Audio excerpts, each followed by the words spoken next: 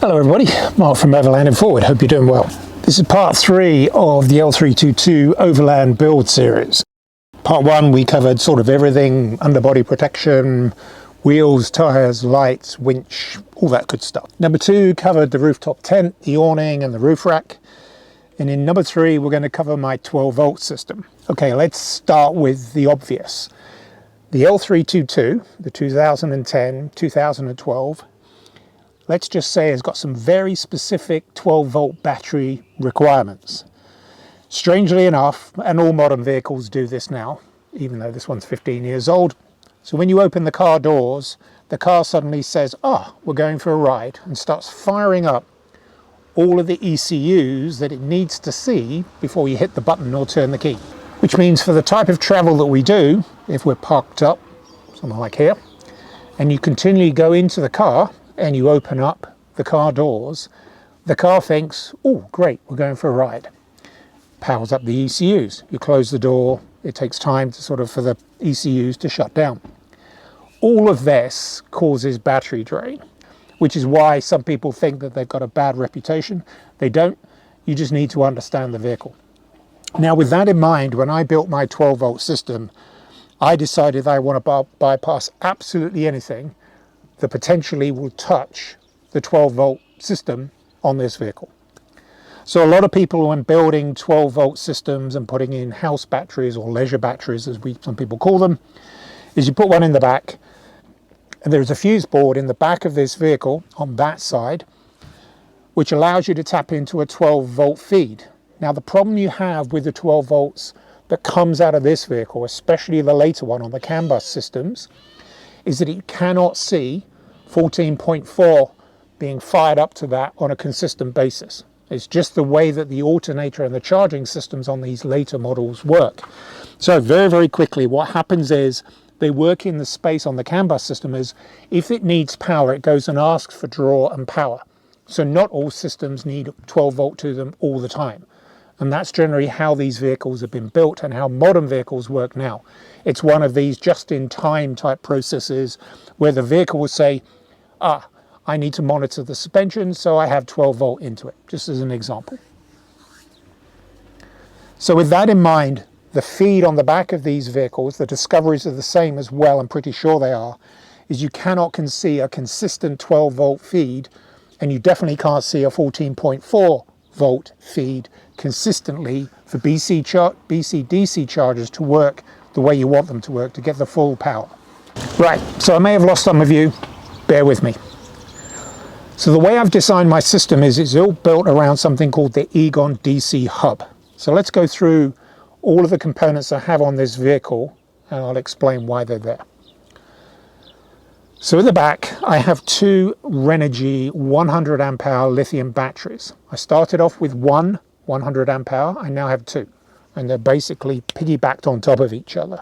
So in the recess at the back, underneath where that fuse board is for the electronic air suspension modules and a few other things, one of them sits in that recess. The other one sits on top of it. And because of the way I've got them connected up, is basically the two positives are connected, the two negatives are connected. So at the start, the cable that comes off my positive goes through a 150 amp mega fuse. That then feeds into something called a voltage sensitive relay. That's a Redarc 12 volt voltage sensitive relay. That kicks in at 12.7. So when I fire everything up in the morning, hit the start button, the start battery needs to see 12.7 volts going into it consistently for it to kick off the relay. Once the relay sees it, what it then does is it said, okay, I'm going to send power from the front, from my alternator, to the back. And through all of the cabling that I have from the positive and the negative from my start battery, that runs all the way to the back into an Egon DC Hub. So if you're not sure, Egon DC Hub came from Andrew and Cynthia White and Heiner Klarman. They built that. Go look at some of the videos and the testing they did with this thing. It's brilliant. But that is the guts of everything here. It's the brain of how my system works. I never had that. It came out about 1.5 years ago on the version 2. Never buy a version 1. That's gone in at the back. And you can see that here. So everything that I have in my 12 volt house battery, leisure battery systems goes into that Egon hub. Nothing else touches anything else. Everything goes to that. So when the 12.7 is seen from the start battery and the voltage sensitive relay kicks in, that goes to the Egon DC Hub. And in there I have two BCDC chargers. I have a Redarc 1240C, which is the solar one, and that's the core. There's two versions. You can get one that goes under the bonnet, which is more heat protection, water protected. You have another one called a core, which is a stripped down version that goes inside of the cab. So I have the core, it's cheaper. That is a 40 amp charger. I also have a RedVision system, which came over from the Defender. That is wired into the Egon hub as well. Part of the RedVision system is you get something called a Manager 30, which you can buy independent of the RedVision switching box. So the Manager 30 is shore power, solar power, and a BCDC 30 amp charger in one box. So I have the ability with the Manager 30 to add an extra 30 amps of power into my secondary battery, and with the BCDC 1240, that's 40. So in theory, 30 plus 40 is 70 amps of charge I can get into my secondary battery.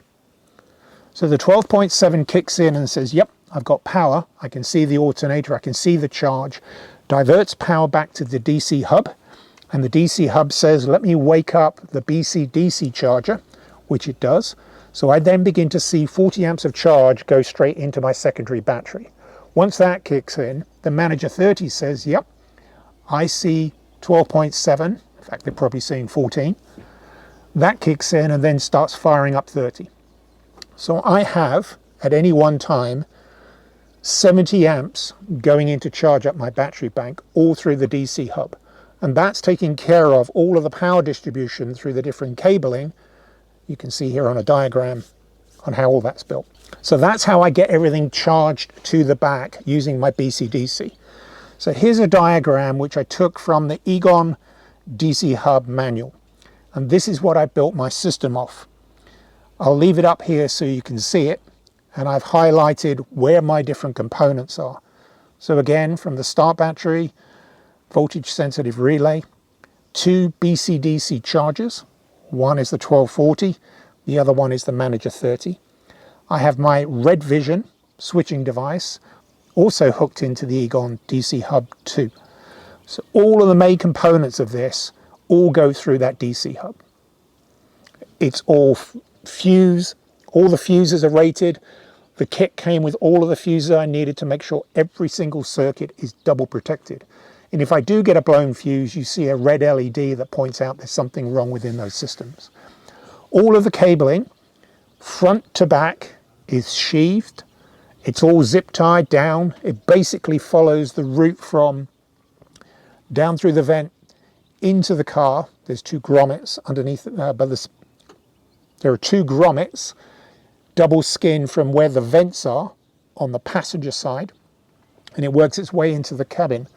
And I just route the cables all the way to the back. And it basically meets with a large chunk of all the cables that come from the different components I have in here. And I have everything sheathed up, zip tied down, all strapped in. So I only have two physical switches on this entire setup. And both of those are to USB switching panels. I've got one in the rear, and I've got one behind me that you can see here, which has my Starlink on there as well. And that's really so I can charge things on the go in the cabin. When I'm not, I charge everything from the back. And you can buy these multiple USB-Cs, USB-As, high-powered 12-volt. I think they're about 140 watt charging USB-Cs. Everything that I have, I'm trying to convert to USB-C now. It just makes life so much simpler. I have a solar input onto my BCDC 1240, should I actually need it. At this point, I got rid of my solar blanket. I don't need solar, purely because if I was to drain my leisure battery halfway, 100 amp hours down, all I need to do is drive this car for about an hour and a half and it's charged back up. In some cases, I actually see close to 80 go in there. So clearly, Manager 30, 30 amps, BCDC 40, they sometimes go higher. I've seen it go nudging 80 amps. At a high point when it's in this boost cycle of charging everything back up. So this is the Egon DC Hub. which you might just be able to see back here. There's probably too much reflection. But this is the board at the back. So I'm going to try my best to try and shield this. But back here is the Egon DC Hub. Everything, as I mentioned before, gets in here. All of the cabling, absolutely everything, goes to the back here. And this Perspex panel is really just allow me to get in. There's another Perspex panel that covers the board itself. All the fusing, all the switching, everything is done in here. So if I need to get in there because a fuse is blown, and as I mentioned, there's LEDs that pop up, or you can pop this panel, then pop the panel behind, I can get access to it. So I only have two switches. One that powers these USBs, USB-Cs. There's a 12 volt here. I'd highly recommend you go get one of these power adapters as well, because you can't plug USB-Cs in here. If you have these, you can't plug 12 volt, so go get these plug-ins. I have two of them. Just makes it easier to get USB A's and B's, C's if you need to. My RedVision system, this will show me all the power. I'm down to 46%. It's going to take 7 hours on the current draw that I have to be able to just offload that. And again, it's quite difficult to see because of the shadows, but I'll see if I can, you can see that. There's plenty of other videos of what I've done. So behind the back of here, my Manager 30 sits behind here. And then over here is the BCDC 1240. It's really small. You probably can't see it, but it's up here at the top. All of the cabling is behind the back. All of it is labeled, so I know where absolutely everything is. And then all of the cables that go into the Egon hub, what I can do is I've actually got a printed label where I know everything is. But because I built this, again, I know where everything is, what it's connected to, what fuses it needs. So up here is my RedVision system. Again, if I was to blow a fuse, these are 10 amp and 30 amp circuits. I can get in here and change these quite quickly. And then I just monitor absolutely everything that goes on through my RedVision system. Down here, you can probably just see them. That is the top of my second battery. That is wedged in. Those of you who say it's not strapped in, it is not coming out. It's up against the side of my kitchen. And then the other piece is up against the side of the panel. I can turn it on and off with that switch if I need to. The only thing that touches this is the output from the Egon DC Hub, and then the negative to the shunt, which goes here as well. Nothing else is connected to the top of these batteries, except everything goes through here, so I know 100% the draw that is coming out of my system, because the shunt is monitoring everything. So everything is shunt side of the battery, if that makes sense. And because I'm up against space, I've got things like my synthetic rope. I've got a jacket. All of that just sort of gets wedged in, and that's purely down to lack of space in this vehicle. So that's how everything is connected through the Egon DC Hub. And like I said, I apologize for the reflections, but it is all bolted to the back. This panel comes off. I can pull it. It takes a bit of maneuvering. This has evolved as my system has evolved. So originally this wasn't in. That is now heating up 2 pizzas. But this wasn't in, so I had to build this on top, and then I screwed this up from the bottom. So the oven went in with the water tank, and I'll cover that in the next video. So all my water input, output, hot water shower, all of that is here. And that's purely because it allows me to run the plumbing directly to the back where the pumps are. But all of this comes out. I can pull all this out. I can get access to absolutely everything behind the back of it. If I took it out and you looked at it, everyone would be shouting, what an absolute mess. Well, it's really difficult unless you put all of the sort of junction conduit stuff in there. I just don't have the space. So that's why I built it this way, to put the cover on. And like I said, if I need to get access to anything, I can just pop this off. This folds down and I can get access to what I need. This has evolved over a period of time. There are holes in it. This was the USB-C charging point. This is no longer connected, but this allowed me to plug in my Starlink when I have my Starlink back here. That's just still staying there because there's a hole behind the back. And as I said, I can't be bothered to pull all of this off and cover it in.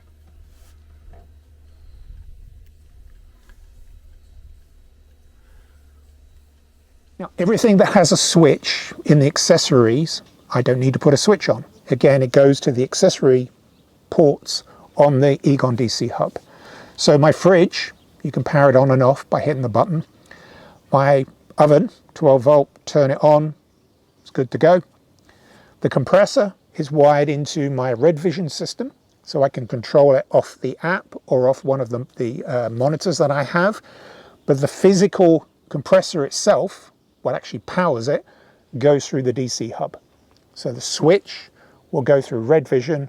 My compressor goes through the DC hub because it can handle the power of that that twin ARB compressor.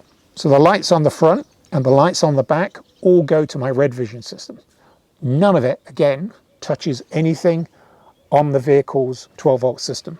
I've even got a Garmin Tread, which is really my navigation device. That is charged directly back to the system. None of it, again, touches anything to do with the vehicle's 12 volt system. I have a bonnet, hood, solar panel. People have seen it on the videos. The reason why that there is to purely trickle charge the start battery. It doesn't touch anything else. And while I'm sitting here, I've got full sun. I can actually hear the voltage sensitive relay kicking on and off as it begins to see 12.7 volts on that battery. It will also, when it gets to that point, will start saying, oh, I've got more than 12.7. That voltage relay will kick in and power will begin to get drawn to the back as well. The only reason why I have a solar panel on the bonnet is because this isn't a daily driver. So if it's parked on the street for a week, 2 weeks, this thing trickle charge my start battery. So I don't end up, as I said before, this thing is continually powering things up when it's not moving. So I don't end up in 2 weeks to try and go out and hit the button and then I end up with a flat battery. So the other things I've got on the DC hub is I've got my 6-litre hot water heater. That again has got a switch on it. You can turn it on and off. I have that in the Egon DC Hub. My water pumps, which pump fresh water out of my water tank to the back. Again, there's a switch on it.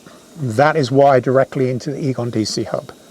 So as I said before, there's only 2 physical switches on this entire setup instead of having others for all the individual lights. All of that is controlled either through my RedVision system or through the actual devices themselves. Now the other thing I have tied into it is my Starlink. I've converted my Starlink to 12 volt. I've got the Gen 3. The Mini is already 12 volt compatible. But for the Gen 3, what I've done is I put in a step-up converter, which goes from 12 volt to 48 volt. And for the Starlink, when it boots up and it needs to find the satellites, what it needs to do is it needs to see about 48 volts.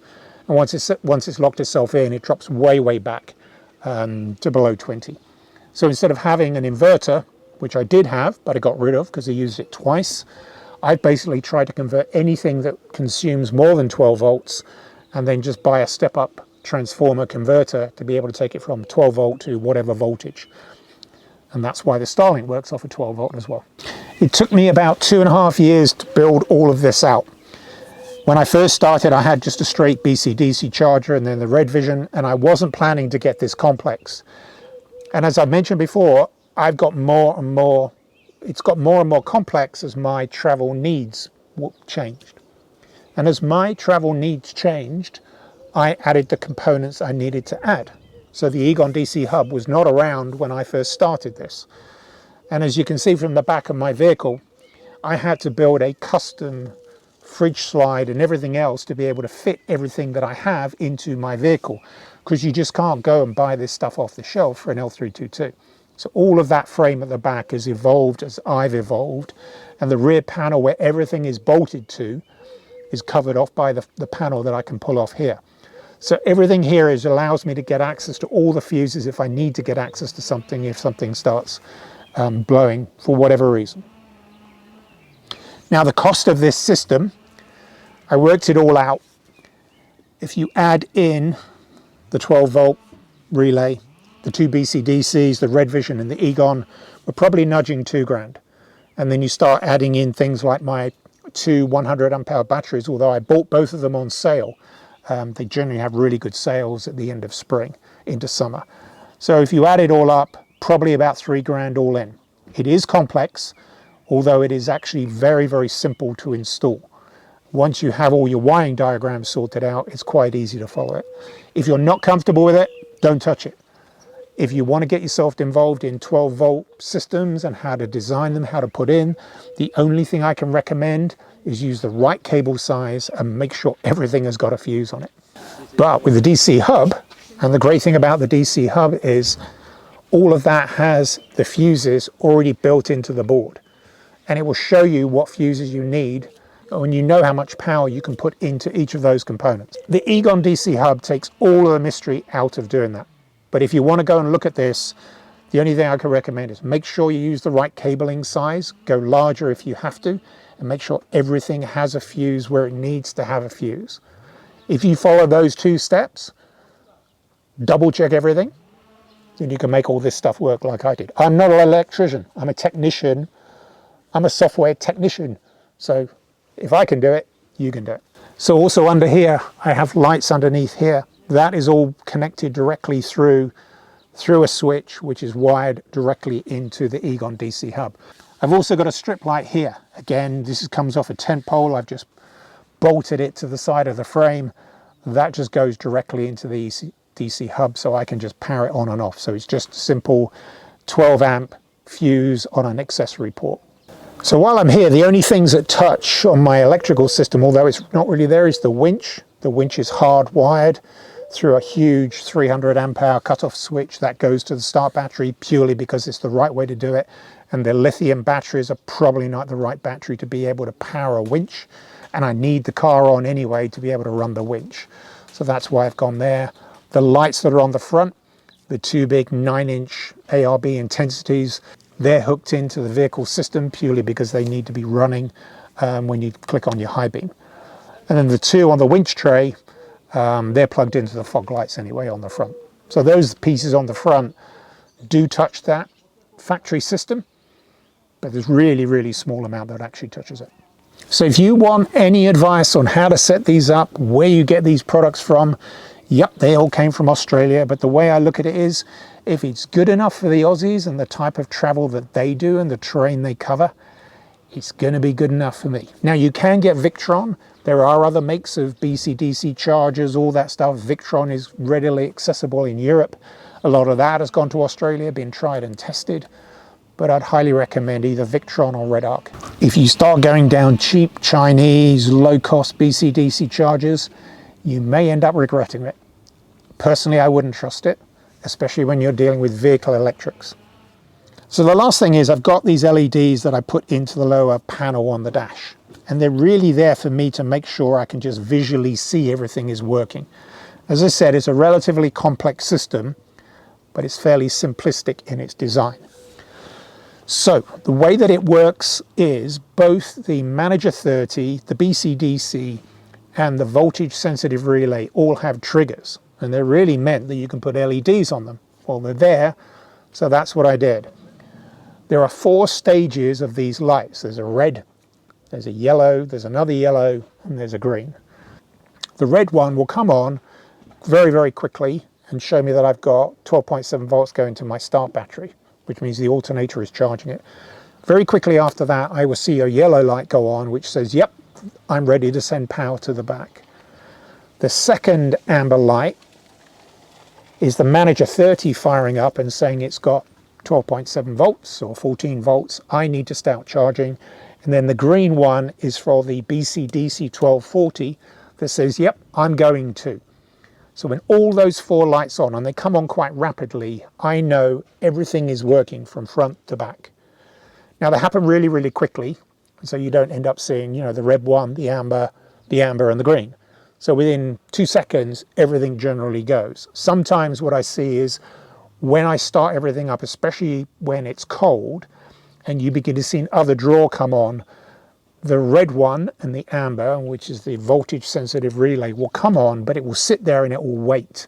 And I've actually seen them both flash on and off. That's more to do with whatever accessories you're using in the vehicle is being charged up. So could be heated seats, heated steering wheel, heated front screen. All of that will just sit there, do what it needs to do until the car has figured out that it's got enough power in that start battery, and then the voltage sensitive relay will start following along. In the summertime, not a problem, because you're not starting up other accessories. But that is the system working fine. If there is a fault or an error in any of those LEDs, I know I've got a problem. Now, is it critical? Is it life-threatening? Absolutely not where I am in Europe. But it gives me a visual representation of what is going on for all those components. So at any point in time, if one of them goes out, I know I've got a problem. And here's where it's come in really handy. The voltage sensitive relay, I'm now on my second. The first one burnt out. We're not sure why. It could be that one of the connections was not torqued down tight enough. But anyway, I saw some of the cap on it started melting. And then the red light went out. And so I took it all apart, contacted where I bought it from, and they said they've had a couple where they've gone like that. So I got sent another one, made sure everything was torqued down, all good to go. But there's one example of why that when those LEDs actually kicked in, and I could see there was a problem in my system. Okay, so that's the end of part 3.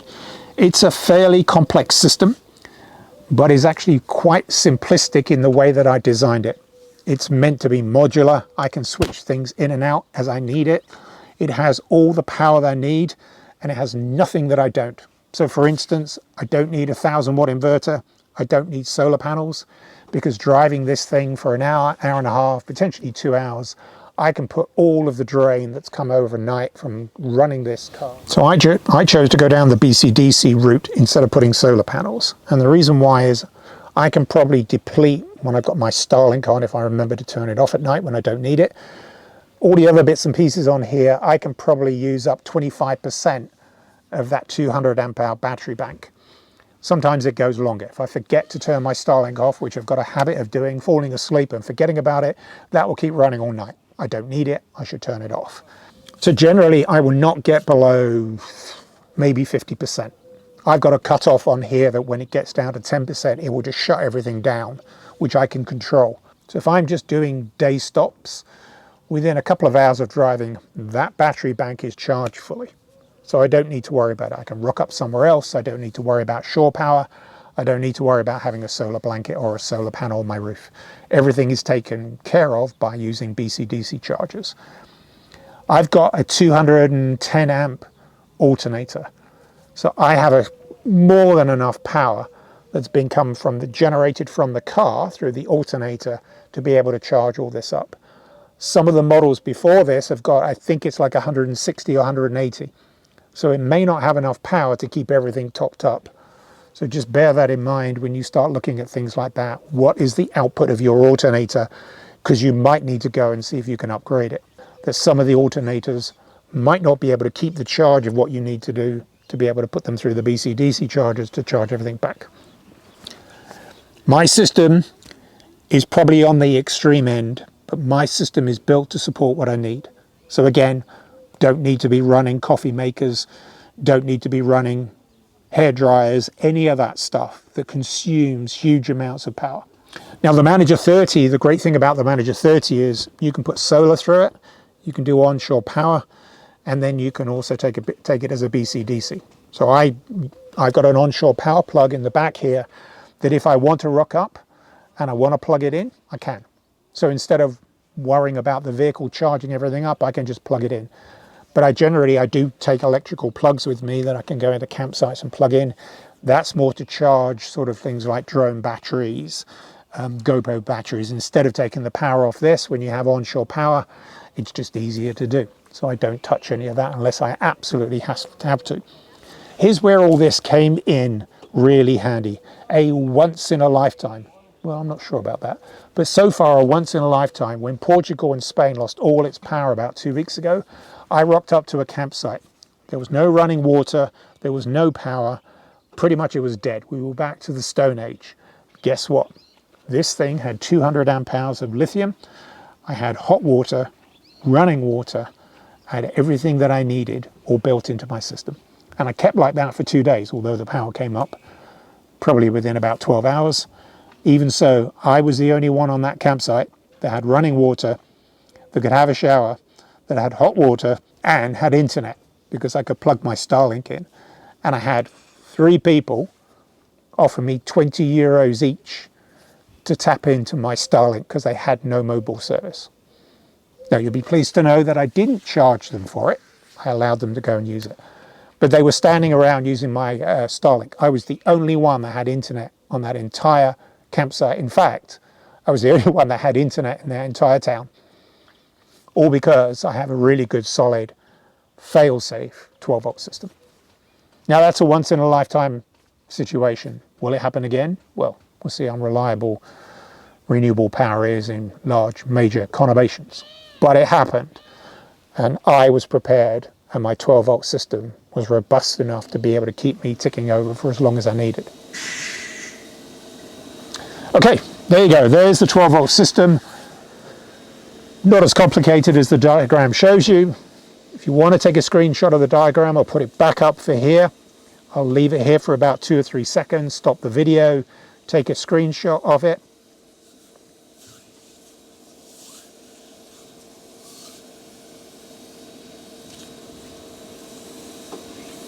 Thank you for watching the video. Please, if you like the video, comment down below. Tell me if it's overkill. Probably is for some of you. Tell me if it's any questions you have about it. Please fire it off. Happy to answer the questions.